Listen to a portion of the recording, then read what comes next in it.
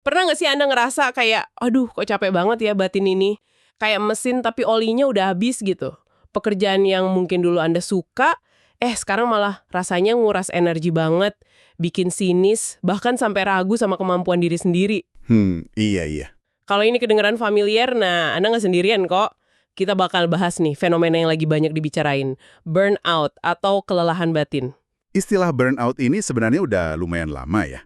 Kalau nggak salah novelis Graham Greene itu pakai di tahun 60-an, tapi definisi psikologis yang sering kita pakai sekarang itu dari Herbert Freudenberger tahun 74. Oh, udah lama juga ya definisinya. Iya, dia ngegambarinnya itu sebagai kondisi kelelahan gitu. Karena tuntutan energi, kekuatan, atau ya sumber daya lain lah ya, yang terlalu ekstrim dari kerjaan. Nah, ujung-ujungnya bikin orang ngerasa nggak efektif lagi gitu. 3 dari bukunya Arthur C. Brooks, The Happiness Files. Di situ dikupas tuntas soal burnout. Dan yang penting, apa yang bisa kita lakuin. Betul. Jadi misi kita nih, ngebekali Anda pemahaman yang lebih oke lah soal burnout ini dari sisi ilmiahnya, plus yang paling penting langkah praktis buat ngatasinya. Yuk kita bedah bareng sumber-sumber ini. Nah, penting nih digarisbawahi dari awal, ini tuh bukan sekedar capek kerja biasa gitu ya.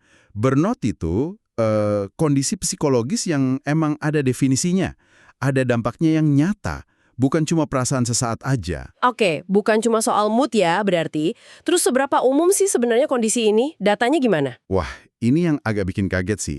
Ada survei dari Deloitte tahun 2015, ini bahkan sebelum pandemi loh ya. Oke, Itu nemuin kalau 51% pekerja korporat di Amerika Serikat pernah ngalamin burnout lebih dari sekali di pekerjaan mereka waktu itu. setengahnya lebih. Gila juga ya angkanya. Iya kan? Dan itu belum kena efek pandemi nih. Nah, pas pandemi, angkanya makin naik lagi. Riset di Harvard Business Review tahun 2021 itu ngasih gambaran yang, lebih suram lagi. Gimana tuh? Jadi, 89% responden ngerasa kehidupan kerja mereka itu memburuk selama pandemi. Terus, lebih dari 60%-nya ngaku kesulitan ngelola beban kerja, dan ya itu tadi, sering banget ngalamin burnout. Paling nggak dalam 3 bulan terakhir survei itu. Wow, 89% merasa memburuk, lebih dari 60% sering burnout, ini angka tinggi banget ya. Berarti emang kalau Anda lagi ngerasain ini, kemungkinan besar banyak orang di sekitar Anda juga lagi berjuang sama hal yang sama ya. Betul banget. Anda nggak sendirian kok. Tapi biar lebih jelas nih, gimana sih cara kita ngenalin burnout ini, gejalanya apa aja gitu? Nah, para psikolog itu umumnya ngelihat ada 3 dimensi utama burnout. Yang pertama itu, kelelahan emosional. Kelelahan emosional, maksudnya? Ini bukan cuma capek fisik biasa ya, tapi rasa terkuras secara emosi gitu pas ngadepin tuntutan kerja. Kayak, aduh, udah nggak ada lagi energi emosi yang bisa dikasih gitu. Oh, jadi kayak tangki emosinya bener-bener kosong ya, bukan cuma otot yang pegel gitu. Persis, kayak gitu. Terus dimensi kedua itu namanya sinisme atau depersonalisasi. Sinisme, kayak jadi nyinyir gitu. Ya, bisa dibilang gitu, tapi lebih ke munculnya sikap negatif, cuek, atau malah jaga jarak secara emosi sama kerjaan, sama kualitasnya, sama rekan kerja atau klien. Anda mungkin jadi kehilangan antusiasme, terus mulai nanya-nanya, ini kerjaan ngapain sih sebenarnya? Gitu. Kehilangan percikan semangat awalnya gitu ya. Bisa dibilang gitu. Nah, yang ketiga ini juga penting, pandangan negatif tentang efektivitas pribadi. Maksudnya gimana tuh? Ini kecenderungan buat ngerasa nggak kompeten, ngerasa nggak mampu ngerjain tugas dengan baik, atau ngerasa pencapaian kita tuh kayak nggak berarti gitu. Jadi mulai ragu sama kemampuan diri sendiri. Wah, tiga-tiganya ini kedengeran berat ya. Kelelahan emosi, jadi sinis, terus ngerasa nggak mampu. Ada cara nggak sih buat kita ya paling nggak coba ngukur atau ngenalin gejala ini di diri sendiri? Ada sih beberapa alat asesmen mandiri gitu yang bisa ditemuin online. Contohnya kayak The Burnout Test di situs Psychology Today gitu. Ya, meskipun ini bukan diagnosis klinis ya, tapi bisa jadi langkah awal lah buat refleksi diri. Oke, jadi bisa buat cek ombak awal gitu ya? Iya, buat ngenalin polanya, mungkin ada di pengalaman Anda atau enggak. Oke. Nah, tadi kan disebutin dampaknya nyata. Ternyata nggak cuma di perasaan atau pikiran aja ya. Buku ini juga nyorot soal dampak fisiknya. Ini serius juga katanya. Nah, ini poin krusial banget. Burnout itu bukan cuma masalah di kepala doang. Dia punya konsekuensi biologis yang beneran ada. Riset tuh ngaitin burnout kronis sama hal-hal kayak misalnya tidur jadi terfragmentasi, Tidur terfragmentasi, maksudnya? Jadi tidurnya tuh sering kebangun, nggak nyenyak gitu. Kualitas istirahatnya jadi jelek banget. Oh, pantesan kadang udah tidur lama tapi bangun tetap capek ya? Bisa jadi salah satunya itu. Terus, lebih jauh lagi, burnout itu bisa ganggu fungsi sumbu HP sama sistem saraf simpatik. Gampangnya gini, badan Anda tuh bisa jadi terus-terusan produksi hormon stres kayak kortisol secara berlebihan, kayak lagi mode siaga perang terus gitu. Waduh, jadi kayak badan ngerasa ada ancaman terus, padahal mungkin nggak ada apa-apa ya. Itu masih capek banget buat sistem tubuh. Tepat sekali. Dan kalau ini dibiarin lama, dampak jangka panjangnya bisa bahaya banget buat kesehatan fisik. Kita ngomongin resiko inflamasi sistemik, jadi peradangan di seluruh tubuh. Serem juga ya. Terus, sistem imun bisa turun, resiko sindrom metabolik kayak tekanan darah tinggi, gula darah tinggi, lemak perut numpuk itu naik. Ujung-ujungnya bisa ke obesitas, diabetes, penyakit jantung, bahkan riset ngaitin sama kematian dini juga. Astaga, ini benar-benar negesin ya, kalau burnout tuh bukan sekedar lagi males atau nggak mood. Ini serius banget dampaknya ke badan. Terus, apa sih akar penyebabnya di tempat kerja? Kata riset gimana? Ada rangkuman dari peneliti Spanyol tahun 2022, mereka ngelihat banyak studi. Nah, ada beberapa karakteristik kerjaan yang konsisten muncul jadi pemicu utama. Yang paling sering disebut itu beban kerja berlebih, kebanyakan tugas, deadline mepet, terus atau sumber daya nggak cocok. Work overload ya. Kayak lari di treadmill tapi kecepatannya dinaikin terus ya. Bisa dibilang gitu. Terus ada juga beban emosional atau emotional labor. Itu apa lagi? Ini tuntutan buat ngelola atau bahkan nekan emosi kita sebagai bagian dari kerjaan. Contoh paling gampang ya pekerja layanan pelanggan. Harus senyum terus, ramah terus, padahal mungkin lagi sebel atau pelanggannya jebelin banget. Oh iya, itu pasti nguras energi mental banget ya. Harus pakai topeng terus. Apalagi peran. Jadi nggak jelas kita tuh diharapkan ngapain atau dapat perintah yang tabrakan. Bingung ya jadinya. Iya. Terus supervisi yang nggak memadai atau nggak suportif. Kurangnya dukungan sosial dari teman kerja atau atasan.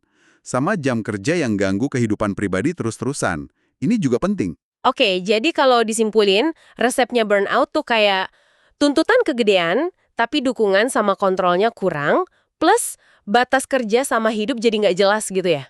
Kurang lebih gitu intinya. Perusahaan kayak maksain karyawan, nggak ngedukung, terus karyawan nggak punya suara. Nah, ada nggak sih bidang kerjaan tertentu yang kayaknya lebih rentan kena burnout ini? Ada data polling dari Gallup tahun 2022 yang nunjukin pola menarik nih. Tingkat burnout paling tinggi itu katanya di sektor pendidikan, K-12, itu SD sampai SMA ya. Oh ya, guru-guru gitu. Iya, terus universitas, layanan profesional, sama kerjaan di pemerintahan atau kebijakan publik. Menarik. Pendidikan, layanan profesional, pemerintahan. Apa ya benang merahnya kira-kira? Salah satu faktor yang disebutin di buku ini, dan ini relevan banget sama pengalaman kerja beberapa tahun terakhir, itu namanya kelelahan akibat rapat atau meeting fatigue. Meeting fatigue. Iya, sering denger ini. Nah, sektor-sektor tadi, itu pendidikan, layanan profesional, pemerintahan, sering banget jadi tempat yang rapatnya padat banget. Banyak waktu kerja habis buat rapat, yang belum tentu juga efektif semua kan? Bener banget, rapat nggak produktif itu emang salah satu penguras energi paling juara sih. Kalau sektor lain gimana? Ada yang lebih rendah? Kebalikannya, tingkat burnout cenderung lebih rendah di sektor kayak manufaktur, utilitas kayak perusahaan listrik atau air gitu, sama konstruksi. Kenapa tuh kira-kira? Mungkin ya, ini spekulasi, sifat kerjaannya lebih konkret, hasilnya lebih kelihatan langsung. Terus mungkin juga budaya rapatnya nggak seintens di sektor-sektor tadi. Ada satu konsep lagi nih yang penting soal burnout. Gimana dia bisa bikin kayak pusaran atau lingkaran setan gitu? Lingkaran setan? Maksudnya gimana? Ada riset di The Journal of Psychology tahun 2016 ngejelasin ini. Jadi kalau orang udah kejebak di kelelahan emosional, sinisme, sama ragu diri itu tadi, Iya. ironisnya aktivitas kerja yang dulu mungkin dia nikmatin, kayak ngerjain tugas utamanya, ngobrol sama klien, atau kerja sama tim, itu malah bisa makin memperburuk kondisi burnout-nya. Loh, kok bisa? Bukannya aktivitas inti kerjaan harusnya ngasih energi atau kepuasan? Nah, itu dia. Buat orang yang udah di dalam pusaran burnout, aktivitas yang sama itu malah jadi sumber stres tambahan. Makin nguras energi. Jadi, bukannya ngebantu keluar, malah makin narik ke bawah. Wah, itu ngejelasin banget ya kenapa kadang dua orang di posisi yang sama persis pengalamannya bisa beda jauh banget soal happy atau enggaknya. Tepat. Aktivitas yang sama bisa jadi sumber kepuasan buat satu orang, tapi jadi pemicu stres buat orang lain yang udah kejebak burnout. Makanya penting banget buat cari cara mutusin siklus ini. Feeling burned out. Here's what to do. Kalau udah ngerasa kejebak di pusaran ini, gimana keluarnya? Apa solusinya buat kita sebagai individu? Kunci utamanya, menurut Arthur C. Brooks di bab ini, adalah gagasan buat menciptakan ruang atau space. Menciptakan ruang. Maksudnya gimana tuh? Artinya, kita perlu bangun batasan yang lebih jelas, lebih kuat antara urusan kerjaan sama urusan kehidupan pribadi kita. Tujuannya biar stres dari satu area nggak gampang nular ke area lain. Dan yang paling penting, ngasih diri kita kesempatan buat napas, buat pulihin energi, buat mutus lingkaran negatif si burnout tadi. Menciptakan ruang. Jadi ingat kutipan Dalai Lama yang dikutip di buku ini juga. Katanya, kalau Anda ngerasa burnout mulai datang, demi kebaikan semua orang, lebih baik tarik diri dulu terus pulihin diri. Kayaknya sejalan ya sama ide bikin batasan ini. Betul, sejalan banget. Terus, gimana langkah konkretnya buat bikin ruang ini? Langkah praktis pertama yang fundamental banget. Tetapkan jam kerja yang jelas, terus patuhi. Ini penting banget. Di era sekarang, kan kerjaan gampang banget merayap ya. Iya bener, notif email, chat grup kerja. Nah, itu dia. Bisa muncul kapan aja, dari bangun tidur sampai mau tidur lagi. Akibatnya, pikiran kita kayak dibajak terus sama kerjaan. Hampir nggak ada jeda buat bener-bener off. Sampai ke bawah mimpi soal kerjaan ya, kayak cerita teman saya tadi. Nggak bisa lepas. Itu contoh nyata batasnya kabur banget. Jadi aksi nyata yang bisa Anda lakuin. Tentuin secara sadar kapan Anda nggak akan nulis atau ngecek email pesan kerja. Komitmen aja. Misalnya, abis jam 7 malam atau pas weekend, udah, stop. Tapi kan kadang ada aja yang penting atau darurat. Iya, tentu ada pengecualian. Tapi intinya punya aturan defaultnya dulu. Terus, soal perangkat nih, misahin perangkat kerja sama pribadi itu ngebantu banget nggak? Oh iya, gimana tuh? Sangat bisa ngebantu. Kalau emang memungkinkan ya, coba punya HP atau laptop khusus buat urusan pribadi. Jadi, pas lagi olahraga, lagi sama keluarga, atau lagi ngapain kayak yang non-kerja, perangkat kerja itu bisa ditinggalin secara fisik. Ini bikin batas fisik dan mental yang jelas. Masuk akal. Jadi nggak kegoda buat ngecek-ngecek terus ya. Terus mungkin perlu juga bikin kesepakatan sama orang rumah gitu. Kayak pas makan malam nggak ngomongin kerjaan. Atau pas liburan bener-bener libur. Nah, itu bagus banget. Komunikasiin batasan ini ke keluarga atau pasangan. Jeda-jeda kayak gini, meskipun mungkin kelihatannya sebentar, fungsinya kayak sahabat kecil gitu. Waktu istirahat rutin yang efektif banget buat nyegerin energi sama fokus pas balik kerja lagi. Tapi suka ada kekhawatiran nih. Kalau kita batasi jam kerja gini, ntar produktivitas turun nggak sih? Gimana buku ini nanggepin itu? Ini emang kekhawatiran umum ya, tapi riset malah nunjukin sebaliknya loh. Orang yang berhasil nerapin batas waktu kerja yang sehat, seringnya malah ngelaporin kalau mereka bisa jaga bahkan ningkatin produktivitas sama kualitas kerja. Loh, kok bisa? Karena istirahat yang cukup itu bikin kita bisa lebih fokus, lebih kreatif, lebih efisien pas jam kerja yang udah ditentuin. Jadi kerjanya lebih cerdas, bukan sekedar lebih lama. Logis kan? Iya juga ya. Jadi istirahat dan batas itu bukan musuh produktivitas, malah temennya ya. Oke, itu soal jam kerja. Nah, gimana soal kerja dari rumah atau WFH? Dulu kan banyak yang nganggep ini solusi burnout, tapi data di buku ini kok kayaknya beda ya? Nah, ini salah satu poin yang mungkin agak bikin kaget nih. Data survei dari Zipia tahun 2022 yang dikutip di buku ini nunjukin kalau tingkat burnout itu dilaporkan paling tinggi justru di pekerja yang full WFH, 86%. Tunggu. Paling tinggi di yang full WFH. Bukannya WFH itu enak, fleksibel, harusnya ngurangin burnout dong? Ini kok kebalik? Kaget kan? Ya, tentu kita perlu hati-hati juga bacanya. Data ini mungkin belum ngitungin perbedaan jenis kerjaan ya. Bisa jadi kerjaan yang emang burnout-nya rendah ya harus ngantor.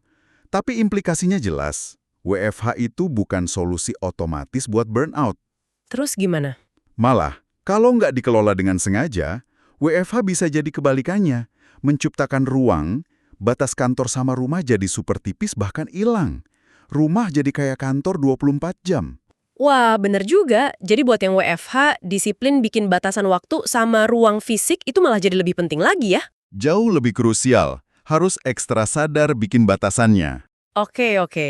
Nah, kita udah bahas solusi buat burnout karena faktor luar. Tapi gimana kalau sumbernya dari dalam diri sendiri? Kan ada tuh tipe orang yang emang gila kerja, workaholic. Buku ini nyentuh itu juga. Ada orang yang ngebakar diri sendiri bukan karena tuntutan kerjaan, tapi karena dorongan dari dalam yang kuat banget buat kerja terus, prestasi terus, pokoknya ngelampaui batas wajar. Ini namanya ngelawan workaholism. Terus gimana cara bikin ruang kalau musuhnya diri sendiri? Buku ini ngasih analogi yang unik banget, biarawan Benediktin. Apa hubungannya? Iya, unik ya. Ini dari buku riset tahun 2022, ngelihat gimana komunitas biarawan Benediktin ini bisa ngindarin burnout padahal hidupnya rutin banget. Mereka ikut aturan Santo Benedictus, udah hampir 1.500 tahun umurnya. Wow, tua banget aturannya. Terus gimana? Salah satu kuncinya, mereka itu ngebatasin waktu buat kerja atau tugas duniawi, cuma sekitar 3-4 jam sehari. Hah? Cuma 3-4 jam kerja? Terus ngapain aja sisanya? Gimana kalau kerjaannya nggak kelar? Sebagian besar waktunya buat doa, belajar, aktivitas komunal yang dianggap penting buat hidup spiritual mereka. Kerja itu nggak boleh ganggu prioritas utama ini.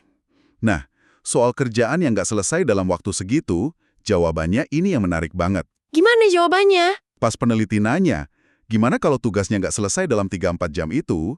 Jawaban para biarawan itu simpel tapi dalam banget. Anda mengatasinya. You get over it? Bukan Anda lembur, bukan Anda cari cara biar kelar, tapi Anda mengatasinya. Maksudnya, ya udah, terima aja gitu nggak selesai hari ini. Tepat. Ini sikap penerimaan terhadap keterbatasan. Belajar buat ngelepasin pikiran, kalau semua harus selesai, harus sempurna, sekarang juga. Nerima kalau ada hal yang emang nggak selesai, itu bagian dari ritme hidup yang sehat, kata mereka. Ini kayak disiplin batin biar kerjaan nggak nguasain seluruh hidup. Ini kedengerannya radikal banget ya di dunia sekarang yang kayaknya terobsesi sama produktivitas nonstop. Anda mengatasinya. Coba bayangin kalau kita bisa adopsi sedikit aja mindset ini. Mungkin bisa lebih tenang ya. Nggak maksain diri sampai burnout cuma karena ngerasa harus selesai semua. Iya, ini pergeseran cara pandang yang kuat banget. Penerimaan akan ketidaksempurnaan dan keterbatasan waktu, ini bisa jadi penangkal yang ampuh buat burnout yang datangnya dari dalam, dari workaholism itu. Oke. Coba kita rangkum ya inti dari penelusuran kita di bab 3 buku The Happiness Files ini.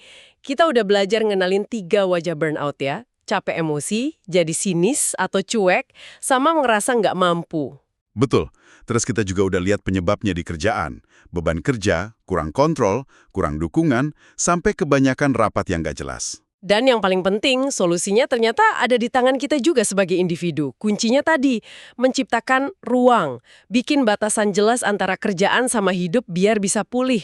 Langkah praktisnya juga udah kita bahas, kayak nentuin jam kerja yang tegas, hati-hati sama jebakan WFH yang bikin batas kabur, terus buat yang ngerasa workaholic, coba ingat mindset biarawan tadi. Belajar buat mengatasinya kalau emang nggak semua bisa kelar. Ini demi energi jangka panjang kita. Sip. Nah, sebagai penutup nih, mungkin ada pertanyaan buat direnungkan sama pendengar kita? Mungkin ini bisa jadi bahan refleksi buat Anda.